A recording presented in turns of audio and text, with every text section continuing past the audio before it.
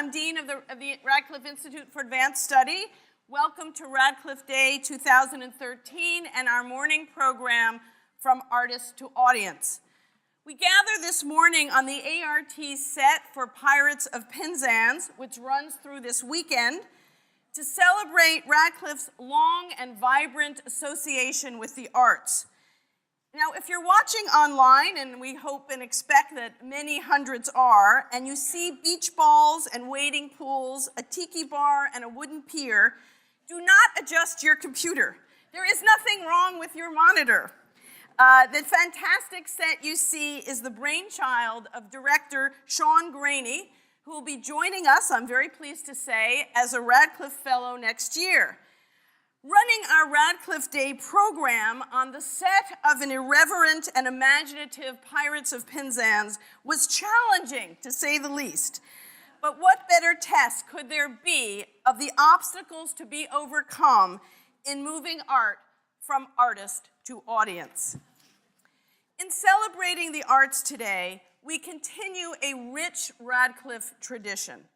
The first courses offered by the founders of the so-called Harvard Annex in the late 19th century included fine arts and music. A dynamic arts program developed with Radcliffe College, as many of you here know, and the Bunting Institute. And artists have been full participants in the Radcliffe Institute's fellowship program from its beginning 14 years ago. This year, 15 of our 50 fellows are artists, musicians, composers, writers, filmmakers, playwrights, and visual artists. Before I introduce our moderator, Diane Paulus, I want to welcome Jane Alexander, our 2013 Radcliffe medalist, who joins us this morning.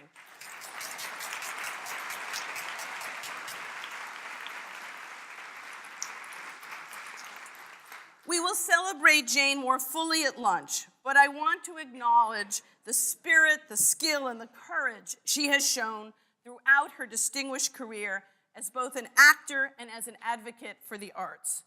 As head of the NEA in the mid-1990s, Jane championed government funding for the arts when that funding was under attack. In a heated political and cultural climate, she served as a passionate, principled, an eloquent advocate for the importance of the arts in American civic life. So thank you, Jane.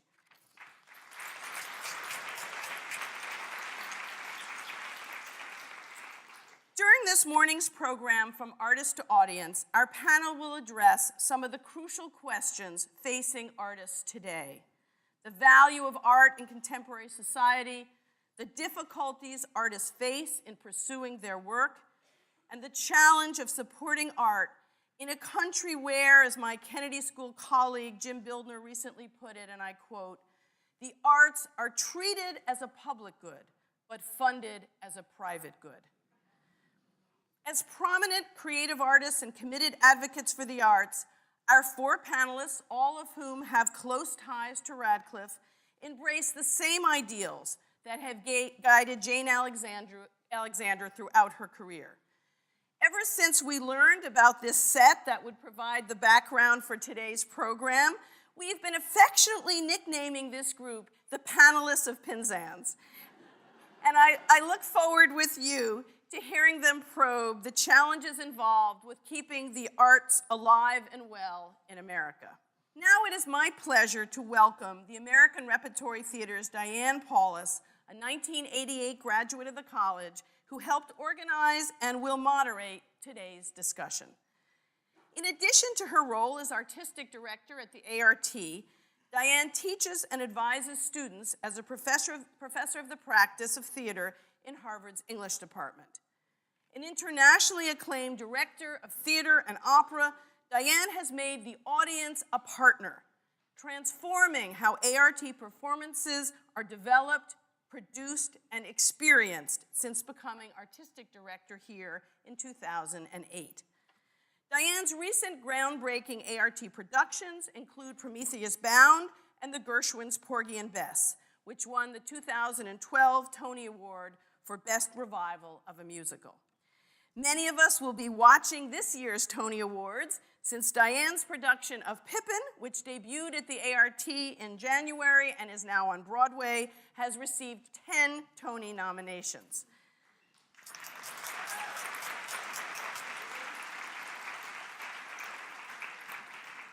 Diane has expanded the ART's influence on theater in America while also cultivating stronger ART connections here at Harvard. This year, the Radcliffe Institute and the ART have deepened their partnership. We launched our first co-sponsored event in January, an illuminating conversation with Diane and the director of the ART's recent production of The Glass Menagerie, John Tiffany, who was a 2011 Radcliffe Institute Fellow. As some of you may know, John developed the Tony Award-winning musical Once during his fellowship year when he worked both sides of Brattle Street, as a fellow at the Institute and as a director here at the ART. And in 2013-14, the Institute and the ART will once again share a fellow when Pirates of Penzance director Sean Graney joins our Radcliffe Fellowship class of 2013-14 to develop new interpretations of the Greek tragedies for production by the ART. Let me close by giving you the tantalizing news that Diane tells me she is cooking up an idea for a new musical that will take advantage of the Schlesinger Library's outstanding collections on the history of women in America. I eagerly await Diane's latest creative scheme and many more rich collaborations between the Radcliffe Institute and our across-the-street neighbor, the ART. So now please join me in welcoming my friend and colleague, Diane Paulus. Thank you, Liz, for that very generous introduction. I am thrilled to be part of the panel today, and I have to say the collaboration between the ART and the Radcliffe Institute is one of the most thrilling aspects of being a practicing professional theater on a university campus, and I am looking forward to all the collaborative, synergistic, catalytic discussions we can have around the art that we're producing here at the ART. Speaking of the ART and our history, I just have to say it's such an honor to meet Jane Alexander, which I did this morning for the first time, and she told me that her first professional paying theater job was here at the Loeb Drama Center in 1961 when she played Rosalind? Yes, Rosalind in a production of As You Like It for the Harvard Summer Players. So a great full circle to welcome her back to the Loeb Drama Center after a much distinguished career.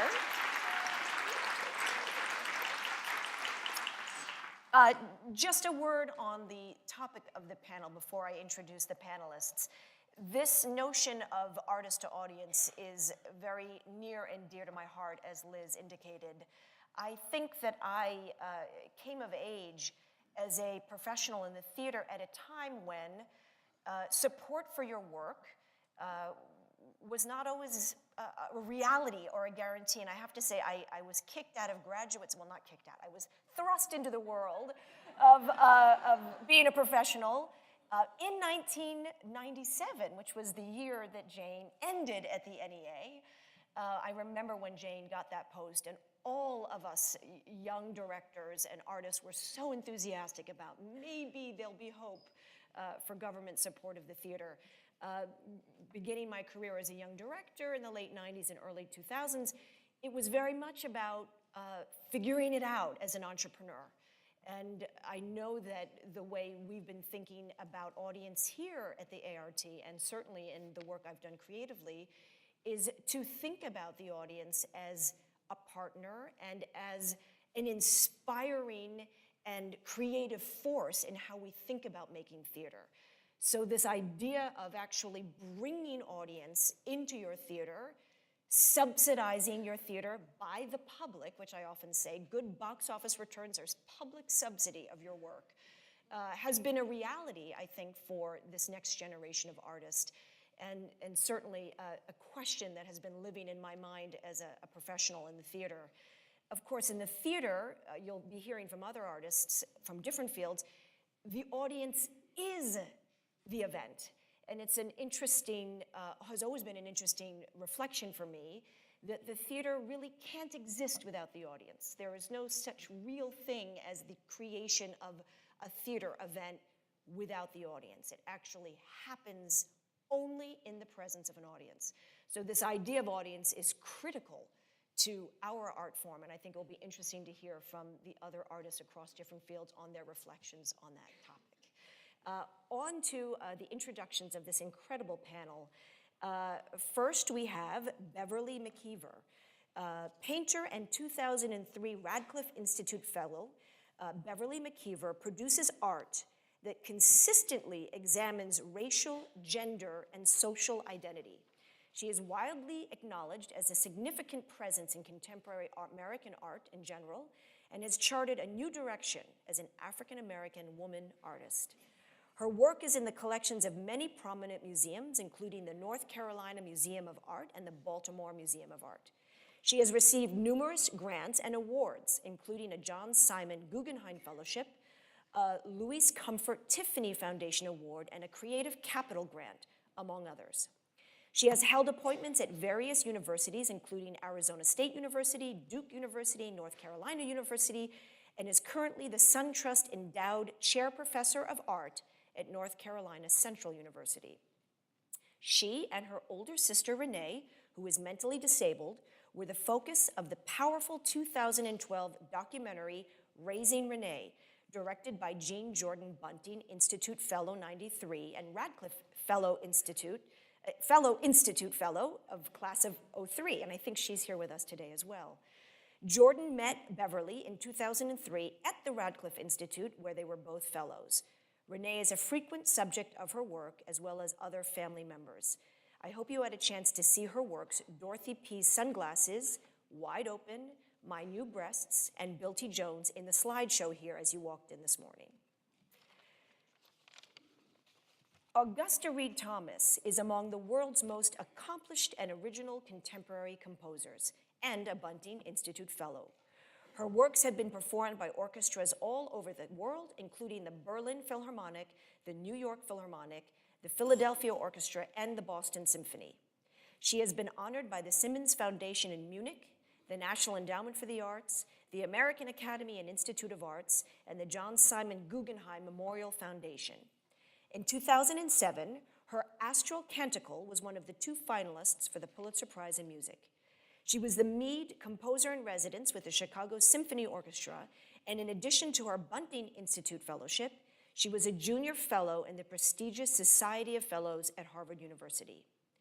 The American Academy of Arts and Letters cited the unbridled passion and fierce poetry embodied in her works and recognized her as one of the most recognizable and widely loved figures in American music. It was her piece of Paradise and Light that you might have heard in the theater this morning as you were entering our auditorium. Next, 2003 Radcliffe Institute Fellow Mark Robbins is the Executive Director of the International Center of Photography, an institution dedicated to the practice and understanding of photography in all forms. He is an artist who has used photography and site-specific installations to examine and comment on the ways in which people inhabit and see themselves in their built environment. Recent installations and photographic work include guest host in Bangkok and student teacher in Kigali, Rwanda. Robbins recently exhibited his work in a solo show at Colgate University's Clifford Gallery in Hamilton, New York, and his public art project, Import-Export, was installed along the length of the Miami River in Miami, Florida. 2 of his works, Rwanda Village 2011A and Clippers Households 2003/11, were also on display in our slideshow. Robbins has held leadership roles at major arts institutions while maintaining his own multidisciplinary practice, which bridges the fields of art, architecture, and critical theory. He has served as the first curator of architecture at the Wexner Center for the Arts in Columbus, Ohio, as director of design for the National Endowment for the Arts, and as dean of the School of Architecture and senior advisor on architecture and urban initiatives at Syracuse University. And our last panelist, Elizabeth Alexander, is a poet, essayist, playwright, teacher, and a 2008 Radcliffe Institute Fellow. In 2009, she composed and delivered praise song for the day for the first inauguration of President Barack Obama. You may have seen the photos of her at the inauguration in the slideshow as you walked in. Praise for the Day was later adapted into a children's book with illustrations by Caldecott medalist David Diaz. Her poems are included in dozens of collections and have been translated into several languages, including Spanish, German, Italian, Arabic, and Bengali. She has published 5 volumes of poetry and 2 collections of essays.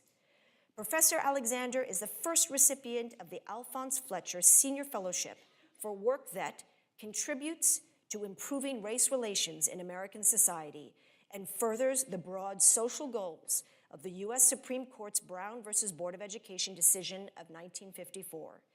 She is the 2007 winner of the first Jackson Prize for Poetry, awarded by Poets and Writers, Inc. She is currently chair of the African American Studies Department at Yale University. So we have quite a panel. I hope you will join me in applauding our guests, and we'll start with Beverly. Thank you. Hi, I'm glad to be here. I'm going to start just with my family, of course. This is a picture of us. We grew up in a housing project in North Carolina. I am the one that is closest in front of the TV, and my sister Ronnie is beside me, my cousin Sharon with the roller in her head, and my sister Renee, who's mentally disabled. Being an artist is the hardest job I've ever had. It still is. But before I wanted to become a visual artist, I wanted to become a professional clown. My mother was horrified. And when Ringling Brothers and Barnum and Bailey Circus came to town, I decided to join. Fortunately for me, I was rejected.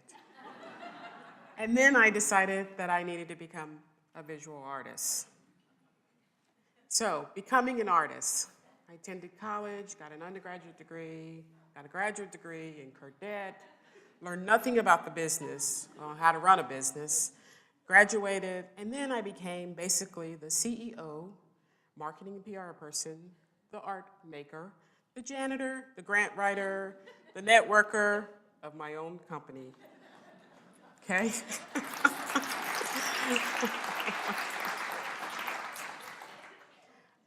But I'm one of the lucky ones because I received support early on to be an artist. I received a grant locally, regional grant, from the North Carolina Visual Arts Fellowship, received the Guggenheim, Creative Capital, the Radcliffe Institute, Marie Walsh Sharp studio space twice, and attended residencies at Yaddo many times.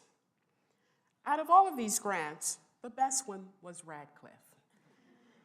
The reason being is that they gave us a stipend to live off of.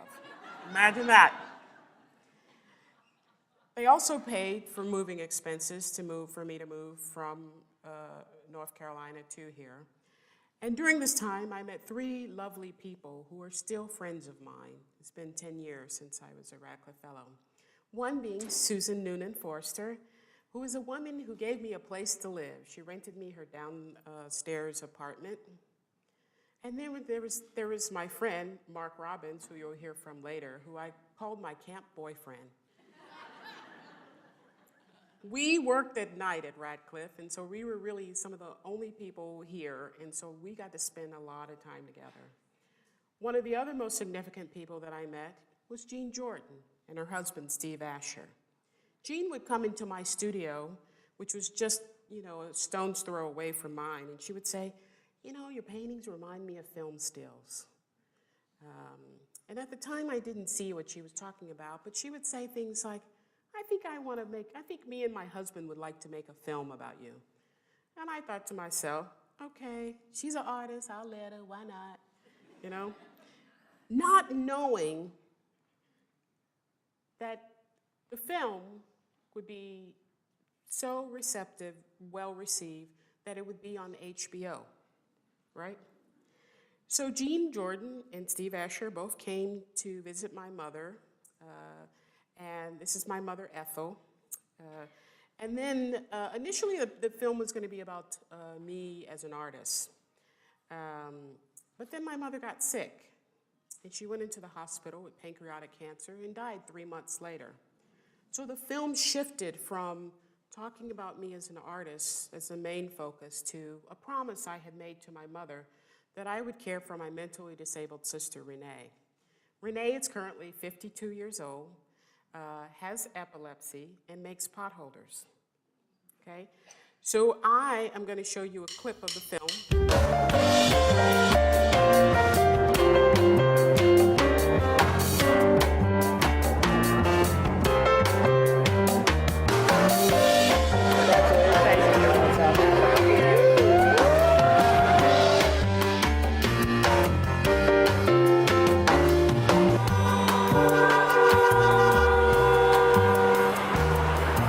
Tell me about Renee.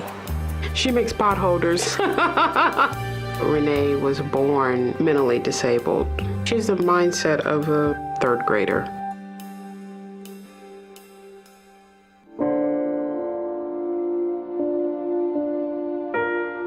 Remove the pain, Lord. Appreciate your prayers, but it's fine if you can't come over. She couldn't imagine she was not going to be here.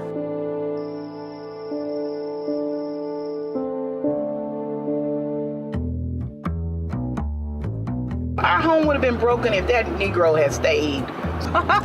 Excuse me for saying Negro so much. That's my usual vernacular. I grew up in the projects in Greensboro, North Carolina. When I was 17, the Klan showed up with guns and killed 5 people right in front of our house. Everybody knew that I had made this promise. So everybody was asking me, what are you going to do about Renee? Damn, I got to get that macaroni and cheese cooked. Before I go to work tomorrow, she won't have any lunch. Oh my God, my life as an artist has gone down the tubes. Kind of like me and Renee, like Renee said she wanted to get a boyfriend. He has the master plan. Yes. If you worried about something, stop it. Thank you, Lord. I like it.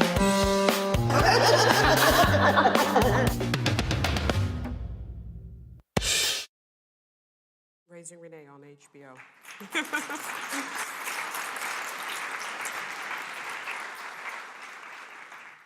One of the things that became difficult immediately was that I knew that I couldn't be my mother in taking care of Renee. I wasn't Renee's mother, I was Renee's sister. So I had to figure out how to do it my way. Renee is doing great today. She lives on her own in a one-bedroom apartment. I got her a cat, a white one that's named Snowball. So she's doing great. So now it was time for me to turn the attention to myself. Decided to make a plan and make some reasonable goals and write them down and actively pursue them. This is part of my journal that I write in about what I want. So you can see I got some big goals. I want you to know I didn't win the Joan Mitchell Foundation, but I'm not bitter. I did, however, I have down here, it says, have the Met Museum buy Doris Dance, and I got a call yesterday saying that they actually bought it. So writing things down really does work, okay? I'm still waiting to take that vacation, just so you know. My other idea was to stop thinking about money all the time, or at least schedule time to think about money on a low blood sugar level. So like from 4 to 6, I think and worry about money. And then after 6 o'clock, I let it go. And I do it again the next day, okay? Part of this reason about worrying about money is that last year I had the opportunity through the Marie Walsh Sharp to move to New York.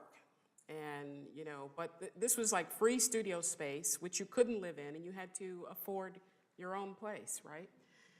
So my daddy, who was a taxi cab driver in North Carolina, sent me down to the bank to his safety deposit box, where he has lots of $20 bills. And he told me to get some money. He wanted me to have this money. I tried to get him to put it into the bank, or at least into an IRA, but he wasn't going for it. He said it was safer in the deposit box.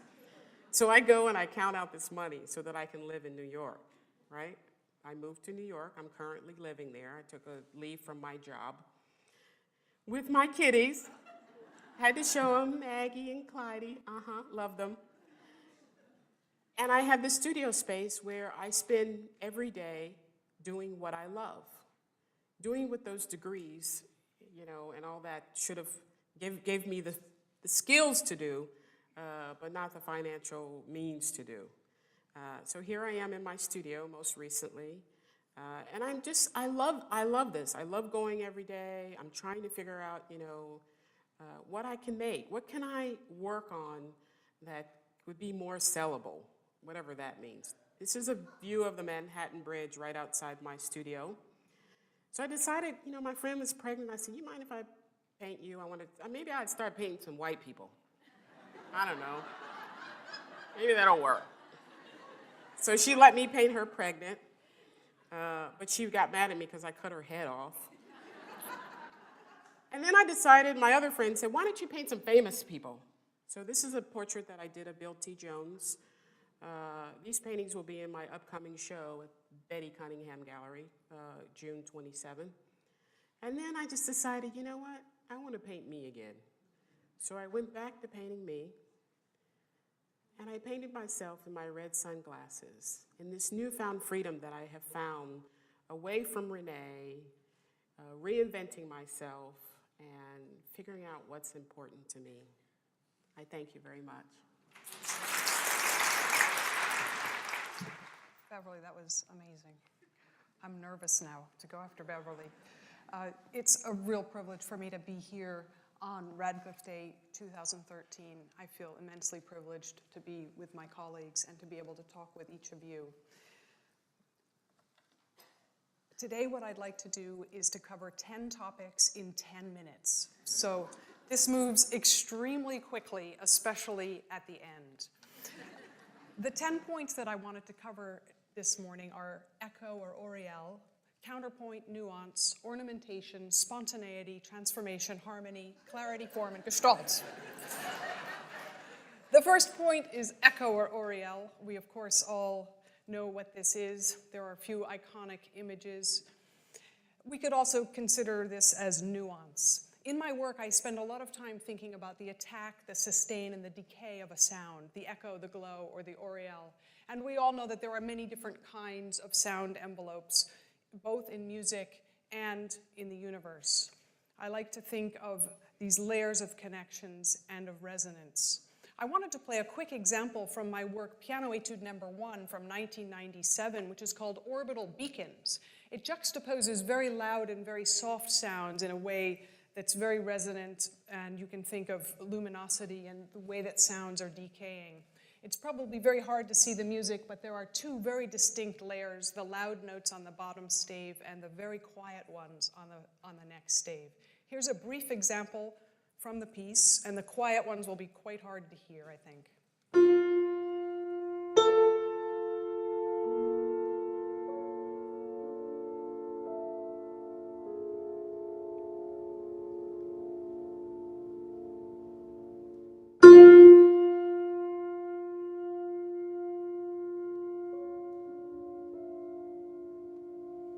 So this immediately makes me think of a certain kind of foreground, middle ground, and background layers that these different kinds of resonances have swirling around one another. The next example I'd like to play I think of as compound resonance. What if you had an entire chorus and orchestra as if the piano pedal were being held down?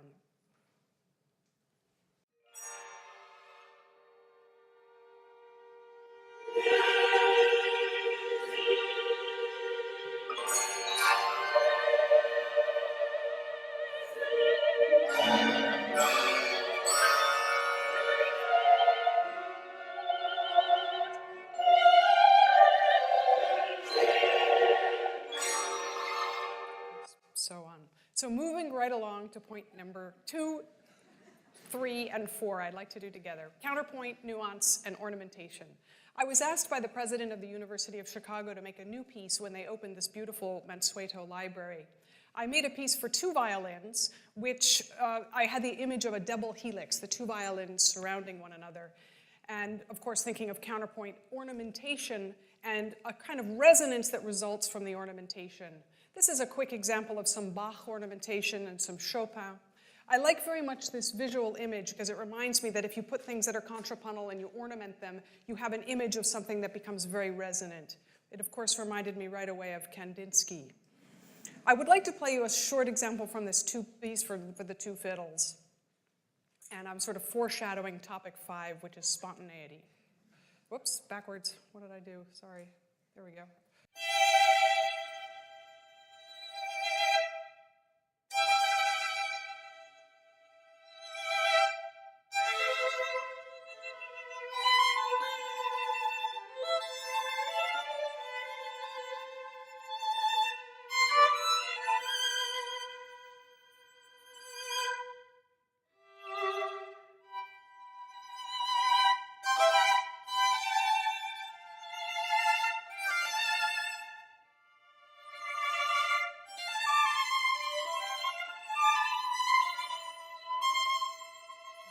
Stop it there. In terms of nuance, I just wanted to point out that my scores are very nuanced in terms of the notation. It will be hard to see here, but all kinds of bowings and phrase lengths, adjectives, very discrete dynamics, which string the piece would be played on, and so forth.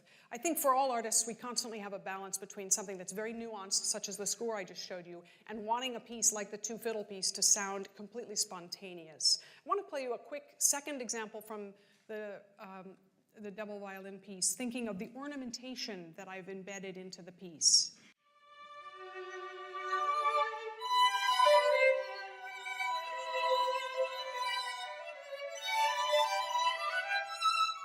start to hear trills and arabesques.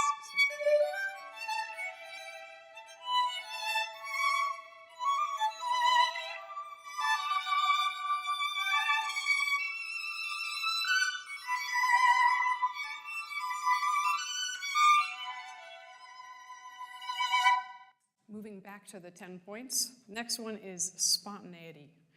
I wanted to play you a few quick examples of a piece I wrote called Resounding Earth for percussion. This is a piece for about 300 pieces of metal. And I've been collecting bells my whole life. In this piece, we have Thai gongs, Burmese bells, Tibetan bells, Indian bells, and so forth. This is a picture of the rehearsal studio we made the piece in.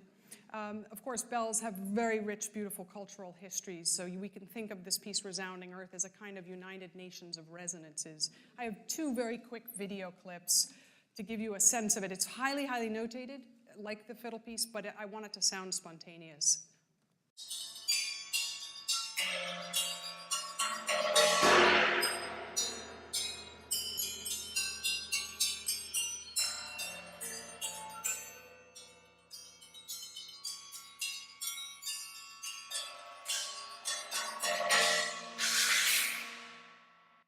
Of course, with these bells, there's lots of different kinds of resonance. Every single bell has its own tuning and resonance.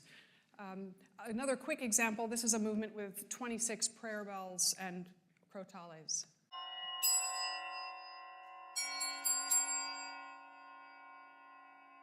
Very, very beautiful resonance.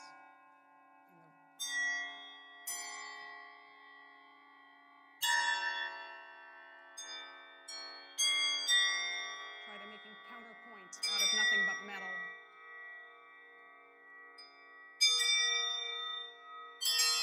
With certain kind of ornamentation, so forth.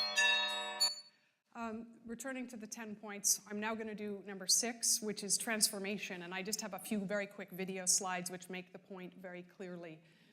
I spend a lot of time thinking about how I can take one thing in my work and transform it into something else in a way that's logical. And many, many artists have done this. Of course, nature is one of the great transformers. Transformations and connections of all kind around us, which I find very inspiring and which infests every piece I've ever written. The next key point is harmony. This is a picture of some of my sketches of harmonies. And I wanted to play you 2 quick examples. This is a piece that I did for the Chicago Symphony. At the top, you'll see several large chords, and they're subsets of the chords. What you'll hear in this example is first these chords are put horizontally, then vertically, then horizontally, then vertically. Very, very simple transformation of a chord. Now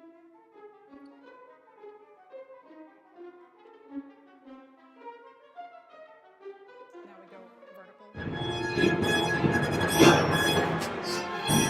Horizontal.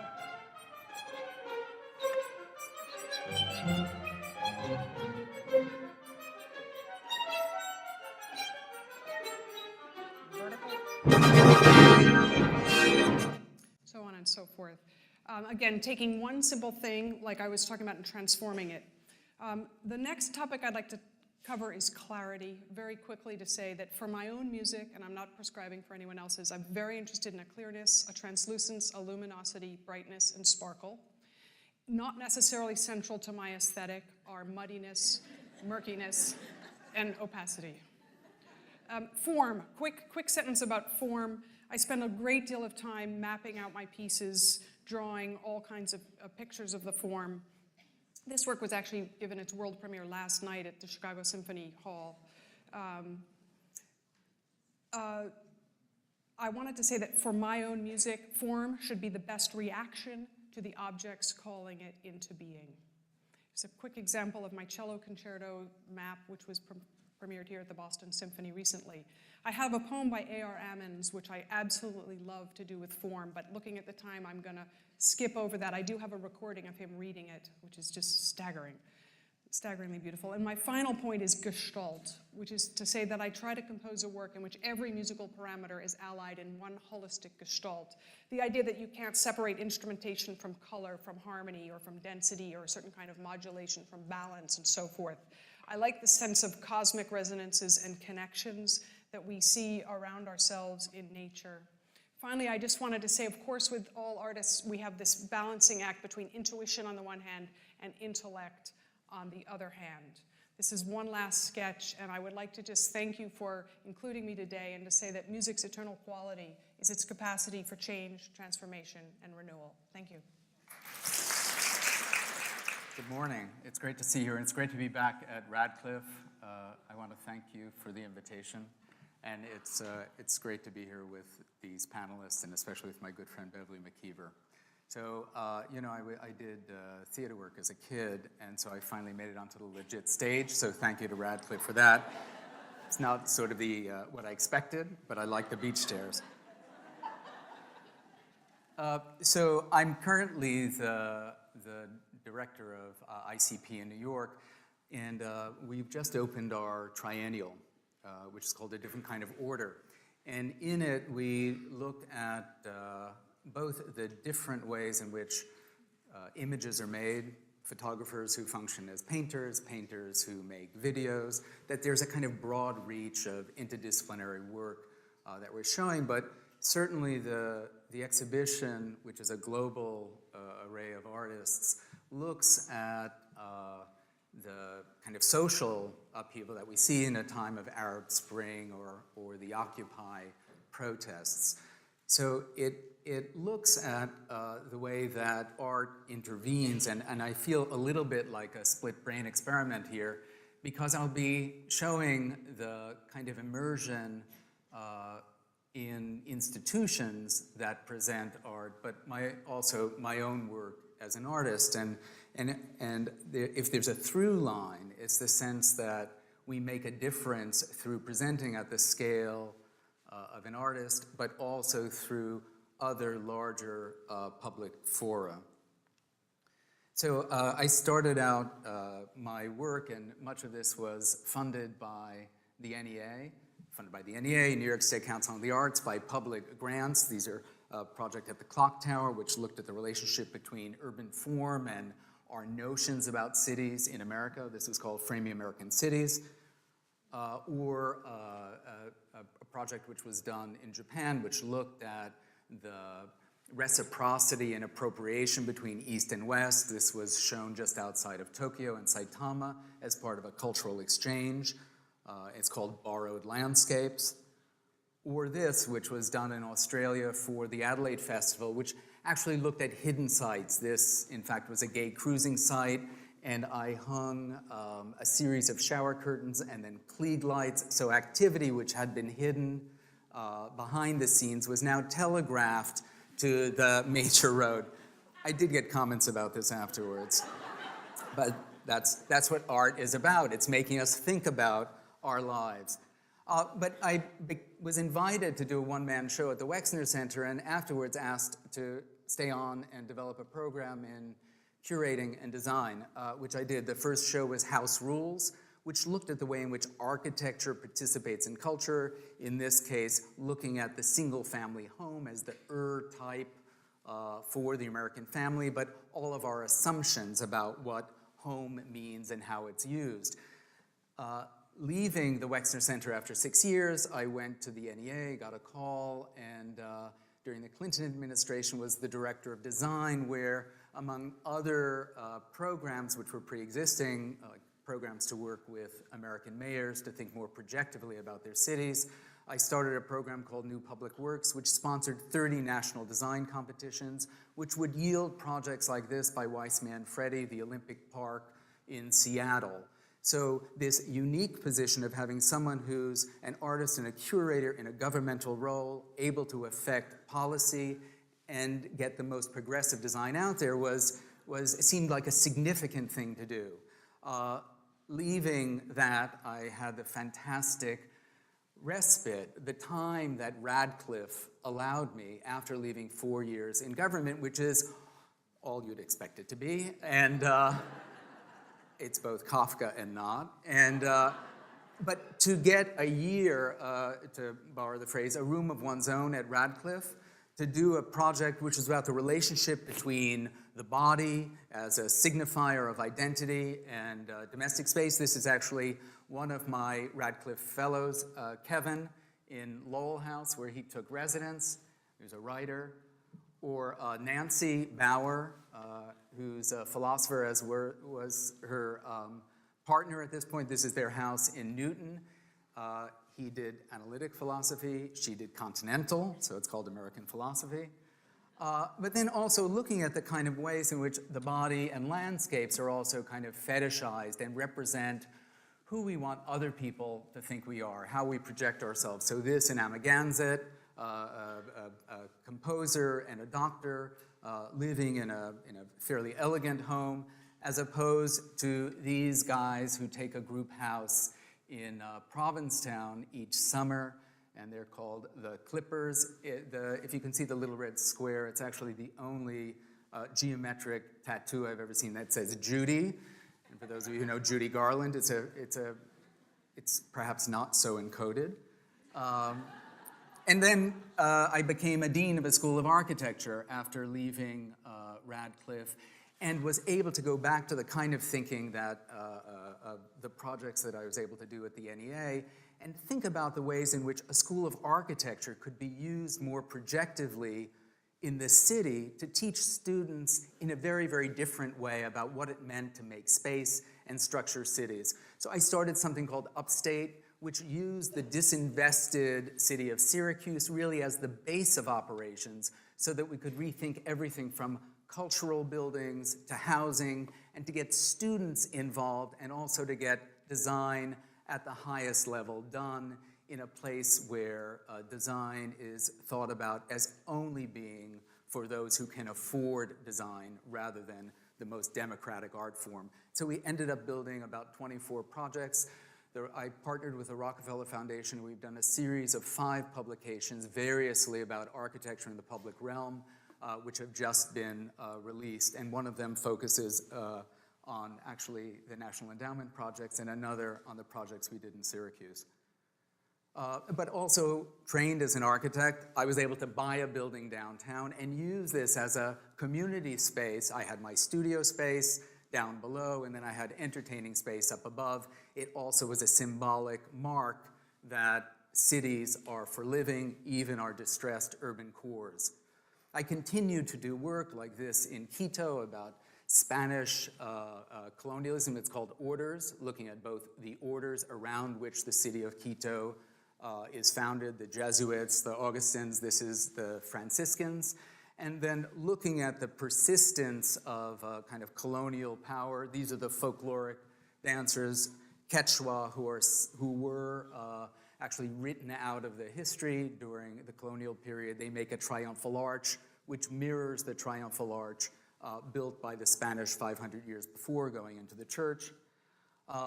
And I would also work in sites more recently in Rwanda in a project called Student Teacher, where I worked with students doing master classes in the first school of architecture in Rwanda, 17 years after the genocide. And I had these students bring me back to their house, and we looked at the various ways with the disruption of family that different people taught others. So it was either grandparents or mothers or sisters or brothers who became the extended family. And so I documented this in the households, and then this was later shown in New York. And I'll leave you just with this last project. Again, the issues of the body, gender, and identity and space, this strong and silent, what I guess I'm supposed to be, strong and silent. But photographing in Rome, this neoclassicist who was in the Isabel Stewart Gardner circle here before he moved to Rome, looking at those idealizations of beauty, and then going back to my alma mater, Colgate, to do a presentation of work that talks about gender, talks about the performativity of identity. This is a wall mural called Playbook, this kind of wonderful choreography, completely opaque to me as someone who knows nothing about sports, of this kind of movements that football players instinctively know how to take on the field. And what I've done is use the same two football players, and it's a recasting of Polly Wallow's The Battle of Naked Men, that famous kind of Renaissance depiction of men in battle. So again, whether we're intervening as artists, whether we're presenting, whether we're talking to our colleagues or talking to broader publics, I think all of the work that we've seen so far has to do with making a difference and expressing a voice which otherwise doesn't exist. Thank you. Hello, everybody. I'm really inspired by the company that I'm in today, so thank you for those fantastic presentations. And I'm also especially happy to be here. I was a Radcliffe Fellow 2007 to 2008. And when I came for that fellowship, I was coming to my mother's school. My mother, Adele Logan Alexander, is Radcliffe class of 1959. And maybe someone here even went to school with her, which would be a wonderful thing to know. Before that, my great aunt, Caroline Bond Day, graduated from Radcliffe in 1919. And she was an extraordinary woman who became an anthropologist, actually the first person of color to earn an advanced degree in anthropology anywhere on planet Earth, which she did in 1931, right here. Her papers, her working papers, are still in the Peabody Museum. And so for my mother, and when I think about Caroline Bond Day studying in the teens when no black women had yet earned the PhD, that she went on to study sort of enacting an idea that had not been yet enacted because of discrimination in education. That kind of work and faith towards something as yet unachieved, a collective project, is the spirit in which she worked at Radcliffe and the spirit that my mother brought forward and passed along to me. I also learned from my mother, and this is about my mother, but also about aspects of her that were reinforced here at Radcliffe, that if you have some kind of artistic talent and it happens to have landed on you, that's not nearly enough to make a life in the arts. My mother taught me that you had to be disciplined, that you had to be broadly cultured, that you had to be curious, that you had to be truly learned. She exemplified for me and talked about this in her college education, what it meant to be a serious woman who was modest in her brilliance. She also taught me implicitly that there is a trustworthiness that art demands of its creators.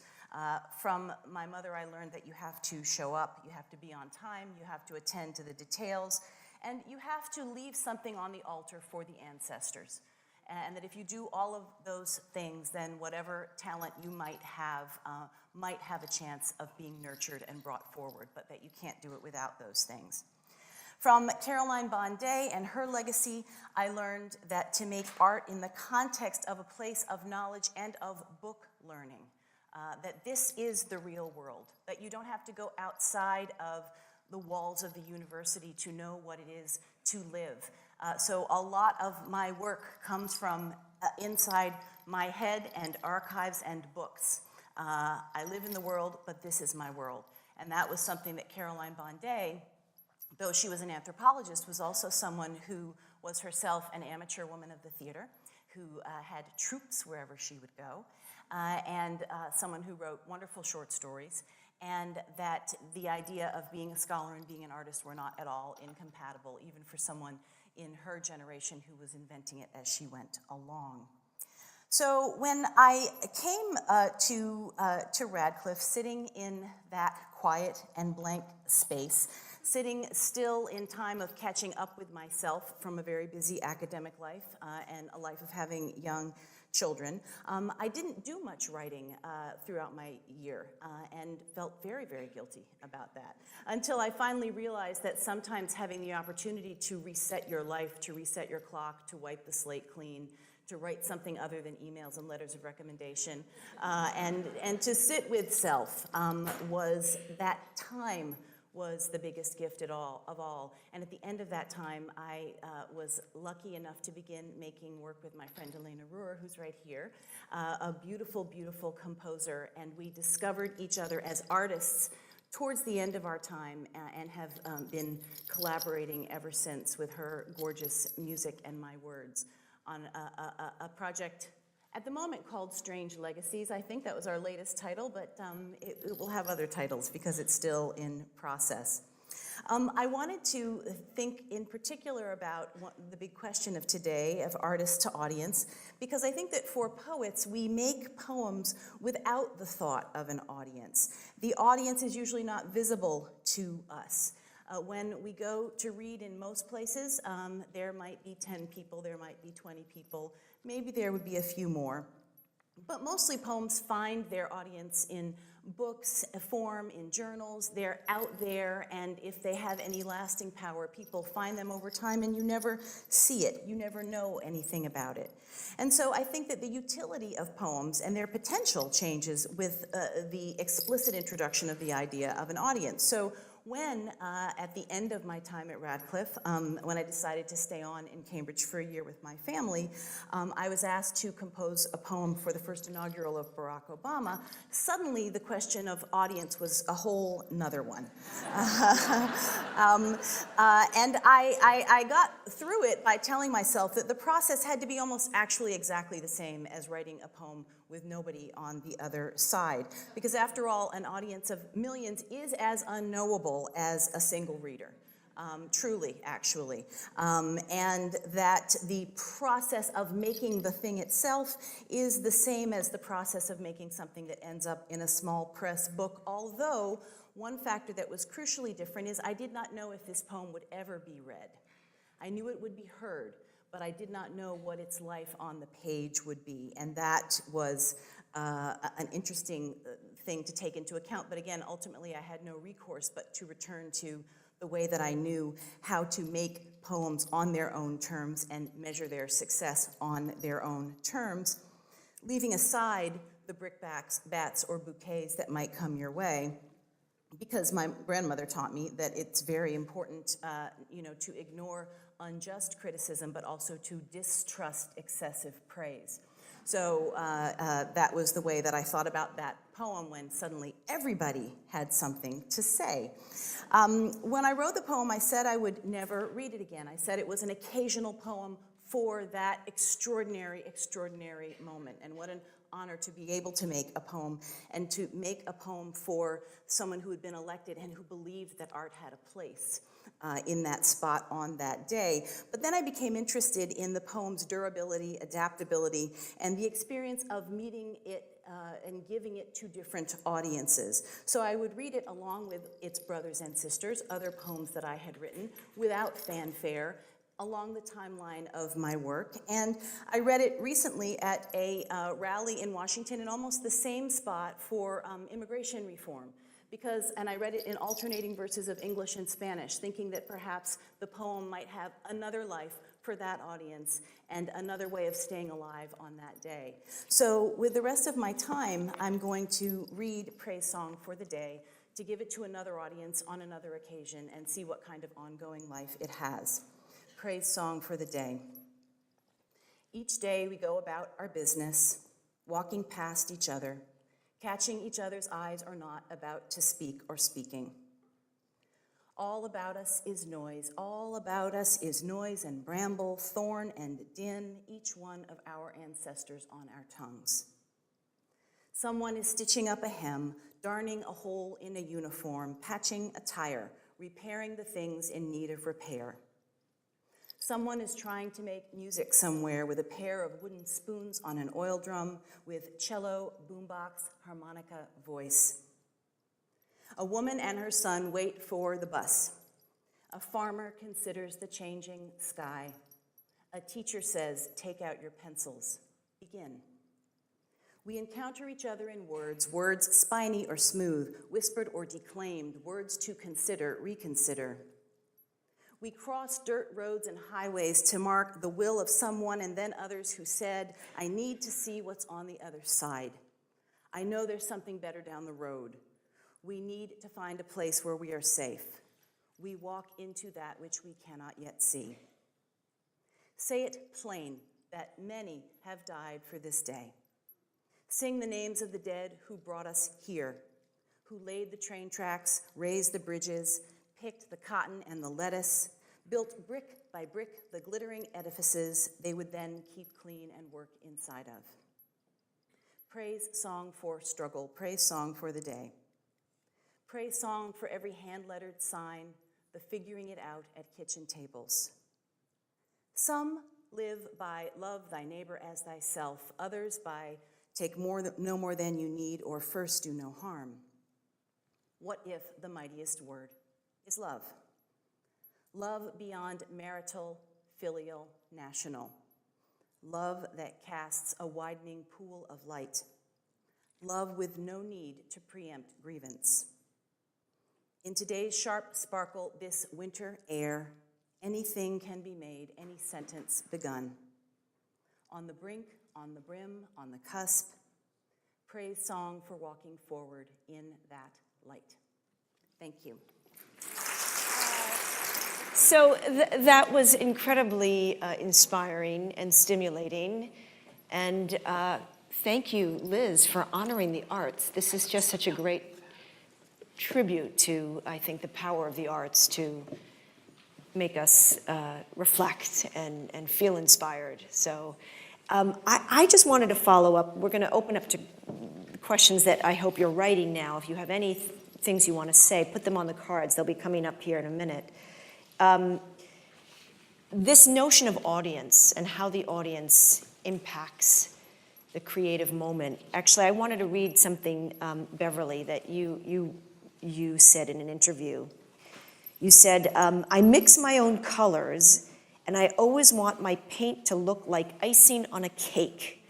I love food, so I try to make the paint thick and luscious, the application, so that if people get scared away by the content of the painting, they can look at the surface of it and say, oh, that's beautiful, which I loved reading. And it just made me think,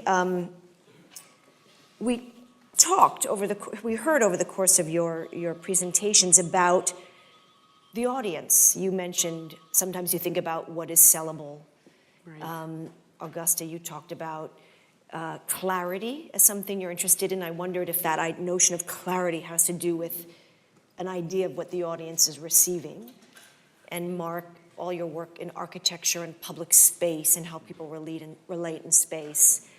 And Lizabeth, the gift you gave us today in hearing this poem and thinking about how meaning changes in different contexts. So I wonder if we could just spend a few moments talking about audience and how that, I mean, you mentioned it didn't really change your creative process, but I wonder if that's true for all of you, or when do you find yourself thinking about audience, and is that helpful, or is that a distraction, or how is it for you? Anyone can jump in. To me, there's always a level of seduction in making work, right? I think about either the work of an artist, if I do installations, if I can't draw people in to interact with the work in specific ways, then the kinds of charges that I want to have happen as they move through space, to think about themselves in relation to other people or framing views of environments, won't happen. So I need something that draws them in, right? So I need to either use materials or colors, things that have a resonance or that I can count on as having a broad enough meaning so that people can enter in enough to begin to engage. And similarly, when you're working in a cultural institution, if nobody comes to see the work, if nobody comes to see a fantastic array of artists put together, then no one will get to see the richness of that curatorial voice, right? So I think there's always an interesting kind of tension between the way in which you interact with an audience and also the way you need to get them at least to come to the table to begin to think seriously about the kinds of things that you think are important and worth talking about. You know, for me, is this on? Yes. Can you hear me? Can you Okay. hear Beverly? You can hear it? Okay. For me, it's about the personal first. I mean, I'm interested in painting, you know, what I am feeling inside. But recently, a very wealthy white collector came to me and she said, "Do you paint white people?" And I thought, yeah, well, yes, I do. And I thought, well, she wasn't asking to offend me. She was asking because everybody wants to see themselves hanging on their own walls, right? So she was like really saying, look, I love the way you paint. Your paint texture is beautiful, luscious, but I sure wish those people were white. So it plunged me into this idea of thinking, oh, well, maybe I could paint white people, you know? But then I was interested in, because I'm working on body image and reinventing myself. So the pregnant woman that's my friend, it was perfect because I could paint her belly and slap paint on it like it was icing on a cake, and it was perfect. The body image of painting a dancer, Bill T. Jones, the choreographer, who has the most perfect, beautiful body that I have ever seen in my life, you know, was relating back to me, but universal at the same time. So the audience doesn't really necessarily dictate what I do in my studio, but it can influence, you know, how I reinvent myself to attract a certain audience. Yeah, and I think that when I say I don't think much about audience, what I'm really saying is I don't try to, the way that I profoundly think about audience is by making the best poems that I can as my humble offering, to make something that is hopefully fine so that it will be worthy, if you will, that it will be able to find its audience. But I don't want to second guess the audience and think, maybe they'd like this, maybe they'd understand that, maybe this reference would be clear or not clear, because one of the beautiful things that I found, I think I, at first, when I began publishing, imagined that my ideal audience might be someone who was demographically like me. But in fact, people who are not like me in all kinds of demographic ways are profoundly like me. In other words, you never know what is going to draw someone into a work of art. And it could be something factual, a detail, but it could also be something sonic. It could be something textural. It could be something mysteriously beautiful that makes them feel that it has something for them. Yeah, I agree with what my colleagues have said, and I would just add two things. One is that I am not aware of the audience. I'm writing the piece that I feel I have to make. On the other hand, my work craves a listener. I would like you to hear it. I made it for you. I sculpted it for you to hear and for people to translate. So it's sort of this balance of being very private and writing your own piece and then putting it out into the world. And often with music, all of a sudden there's 3,000 people hearing it. And so it's from extreme privacy of standing in your drafting tables for a year, let's say making a symphonic work, you know, and then all of a sudden it's this huge concert hall with a whole bunch of people. One other thing I would just say about the musical arts, which I'm sure you all are very well aware of, is that it might take a composer, let's say, a year to write a piece, and then it takes somebody 2 months to engrave it, and then the musicians get it for about a month, and then they look at it for like 3 days, you know, or 4 days, and then the conductor has it maybe for a month and looks at it the week of the show, And then you have 2 rehearsals.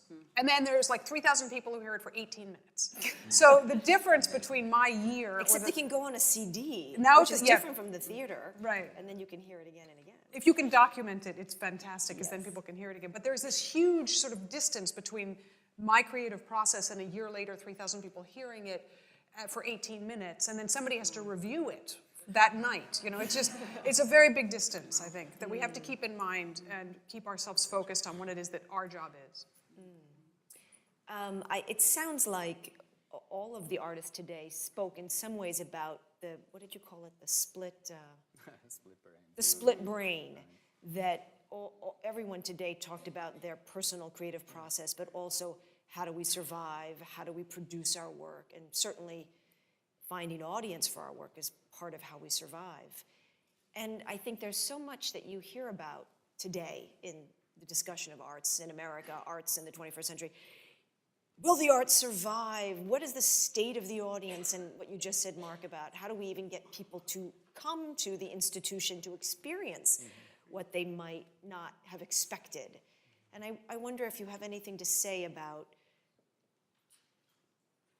the appetite for culture and art and the institutional challenges of reaching new audiences. Any reflections on that, thoughts? One thing I would just say, looking around, let's just take the United States, how many young musicians are learning music? I mean, you know, 38 flute majors at every school, and 42 oboe majors and clarinet majors and strings and brass and percussion. I mean, and then all the jazz artists and improvisers and so on and so forth. There's this enormous amount of people wanting to make music, and people who practice music for, let's say, 20, 30 years, what do they want to do? They want to play music for an audience. So there's this, if you actually go right to the roots of the people making the sound, it's extremely alive. It's like vividly, vividly alive. In every nook and cranny, every club, every bar, every concert hall, and music of all styles and syntaxes, and this, of course, translates all around the world as well. So it seems to me, I'm an optimist, that the musical arts are extremely thriving at the base. The question is, how can they develop and be supported and reach a wider audience and all those other big questions? But the problem is not fundamental. Luckily, people love to have a record of themselves that lasts. And art making, it's a piece of what you can leave behind. And so I don't think you can stop people from making stuff. I think the danger is we begin to think that art or creative work looks like a certain thing, or that, in my case, the very 19th century institution of a museum will always stay a kind of a place, a space of connoisseurship, and just the select privileged object. And I think the idea about what a museum is today, and also about the way we make and exchange images in terms of photography, the vast democratization, right, could be a challenge to the authorial voice of the star photographer or image maker. On the other hand, it seems to me that the ease with which everyone in this audience could take out a smartphone and snap a picture and send it home of what's going on now, this couldn't happen several years ago, is a vast opportunity. But then, to me, it reinforces the position of the artist, because there is something about what artists do with that technology, with that ability to make things, which is different from the millions of images which are circulated daily on the net and on the web. I think also with poetry, there is no person whose job that supports them is called poetry. I mean, there's not a poet alive now or ever who has supported themselves through their poetry. It's not possible.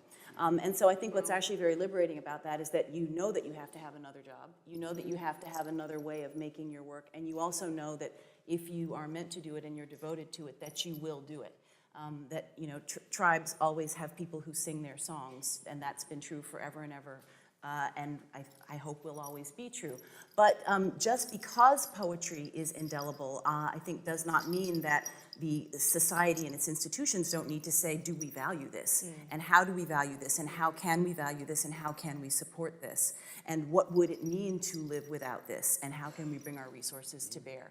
I think also about places like the Radcliffe Institute, what's so important is that giving us this time is, yes, about letting us make our work, but it's also about putting us into conversation with physicists and people who do all sorts of other things, because the ways we think are ways of processing the world and being smart people, as with the scholars with whom we work. And communities where that can come together make everybody enriched, I think.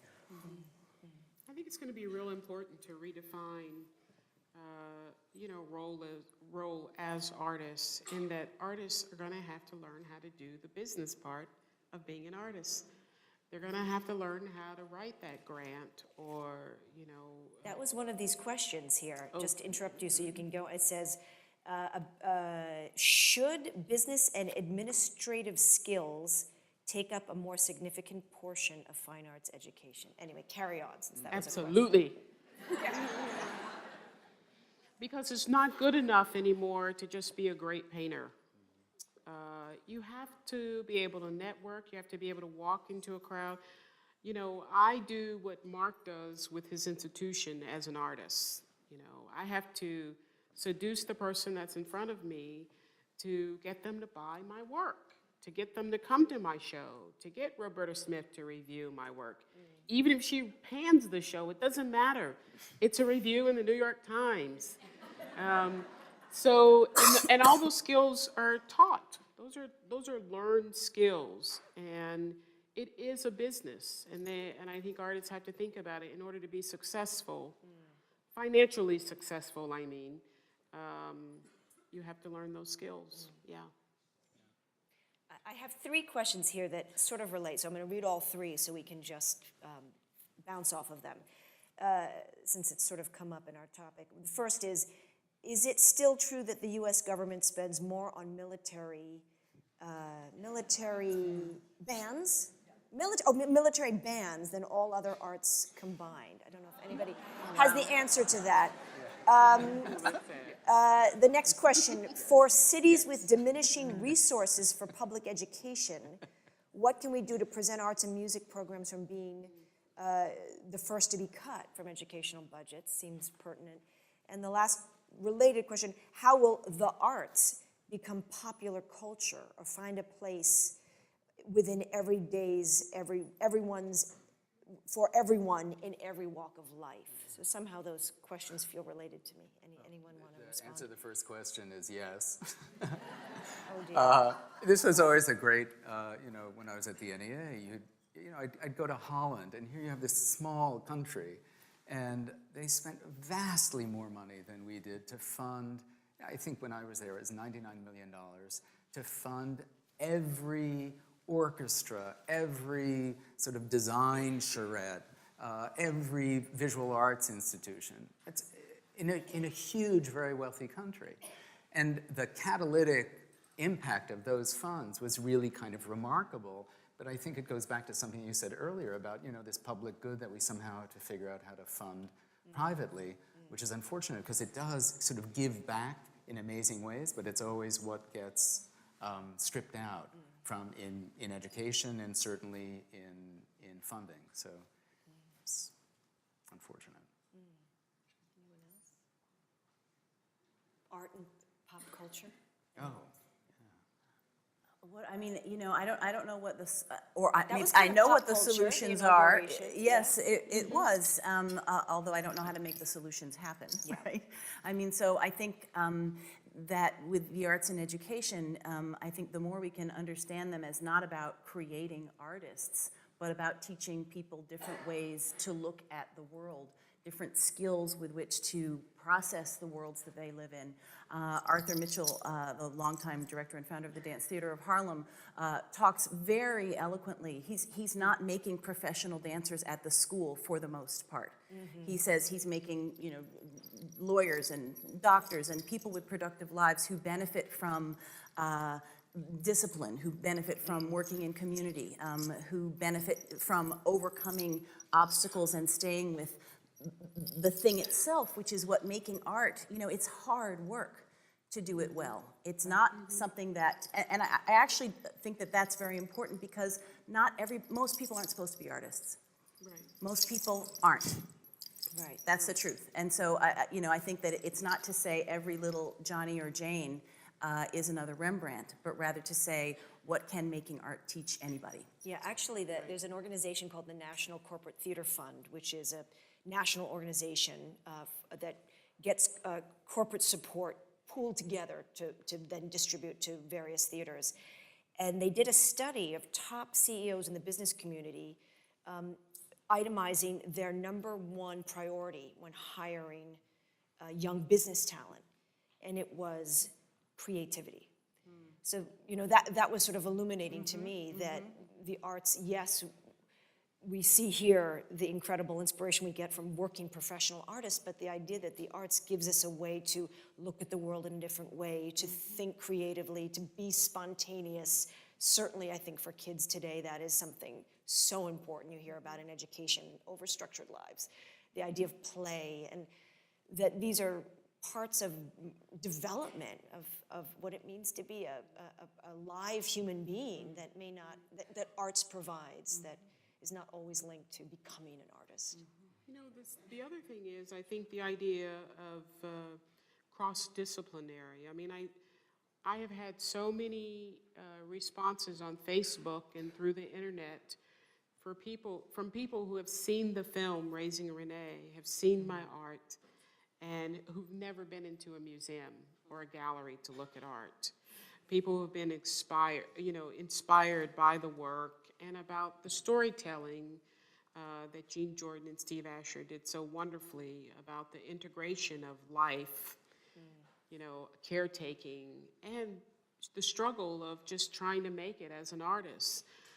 So I feel like it's just tapped a whole different audience that, will look at art differently. Related question, perhaps, that just came in. Has the internet made creativity too easy?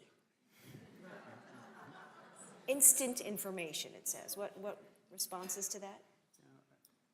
Well, I don't know what too easy is, but I got a call from a reporter in the New York Times who was doing something about Instagram, and she was very interested to know, is Instagram art? And I thought, well, artists are great because they're early adopters and they appropriate with zeal, So if Marcel Duchamp can take a toilet and turn it over and call it a fountain and make us reconsider what art is, my sense is in the 3 years that Instagram has been around, there are artists who have figured out everything to do with Instagram, which is not what the inventors of Instagram expected it to do. Right. To get it, So from the dissemination of images, using the Instagram or sending images to get people to gather in public space, I mean, it's interesting to see that technology reinforces the tactile. We always have this kind of fantasy that somehow tech is going to knock out person-to-person contact, but the Occupy demonstrations couldn't have happened without texting, but in fact it was the earliest, it's the earliest form of demonstrating your publicness, right? In the civic realm is occupying a place, occupying a plaza, the polis, right? But which is great. So there's an interesting interaction between the oldest forms of being public or having your voice heard and new technologies. I think it's actually wonderful. I'm amazed when I think before the internet, before the Google, that poetry made its way around and found the people it was supposed to all over the world, but it did. I like the fact that it can go more places now and that it can go quickly. I like the fact that I can look up a poem that I love and have it instantly at my fingertips. But I think what it's important for people of the word and the page, what is frustrating is that you have to be mindful of sources, of things like line breaks and stanzaic breaks, which are the way that we put breath and time into poems. Those are very often formatted, and that is horrible, because then it is no longer a poem, and it's no longer a poem if it doesn't have the line breaks. So that's a pet peeve. But I think that what it requires is just always knowing what your sources are. How about for the music field? Well, I think it depends. I think it's probably, there are a million different answers. I can speak for myself, but I think people that are working in multimedia and they want to find sound samples and find some kind of a source of a certain drum that they want to incorporate, it's a wonderful thing. You can just find what you need. I actually write purely acoustic music, so I'm writing with a pen on paper. So to me, I don't use the internet in that way. The sound sources are just kind of out of thin air. Collecting bells for collecting bells, years exactly. could never be done through the internet. But for instance, the Poetry Foundation, which I visit like every day, I love Yes, that poems. beautiful building. And in Chicago, and I also have, like, I have all these files of poems I love more, I just love. So for me, I actually love that when I'm going to be writing vocal music, of which I do a lot, to be able, sitting in an airport, to go search around for all these different things that I might set. That would be an example where I would really use it all the time. But it wouldn't go right into what I'm writing for the clarinet per se. Right. I think we have time for this last question, which I think would be interesting to hear from everyone. If you get stuck in the creative process, what moves you forward? How do you do it? So maybe, can we hear from everyone on that as a... There's that great book called The Gift. Do you know this? Written by a writer named Hyde. And he was at McDowell, and one of the times that I was at McDowell's, this great colony just a little bit north of here in Peterborough, New Hampshire. And one of the conversations that I had with a man who writes about the arts and how the arts affect culture in the kind of broadest possible way, what they give back, their gift. And so I was asking him just this question, how do you remain productive? There is always the horror of the blank page, for me anyway, and when you teach students about art or making architecture, making anything, it would be inauthentic to say that after doing this for 40 years, you still don't have that same horror vacui of the kind of emptiness on the page. But what this writer had said is that the artists that continue to be productive into old age, advanced years, are in fact the ones that can face that anxiety and actually sometimes walk away from the page. I mean, I have my best moments. Some people have the shower, I'll take a walk, I'll leave it because, sometimes it's just not happening in the studio.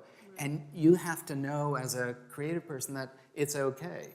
When you talked about your nervousness about not having produced enough writing during the year at Radcliffe, and then you produce this remarkable poem the next year, things are always percolating. And so we can't always expect it to be this kind of linear process. I have 5 minutes now, I'm going to make a piece of art, and then I'm going to go shopping. It just doesn't happen that way. Yes. Beverly? I think being stuck simply means that you need a vacation in Maryville. You're angling, I know this. I think that's what that means. And, it means that you need to reconnect with yourself and what's happening inside of you. And that's what I try to do when I get stuck. I am very, very fortunate that I don't get stuck often. But when I do, I take a vacation.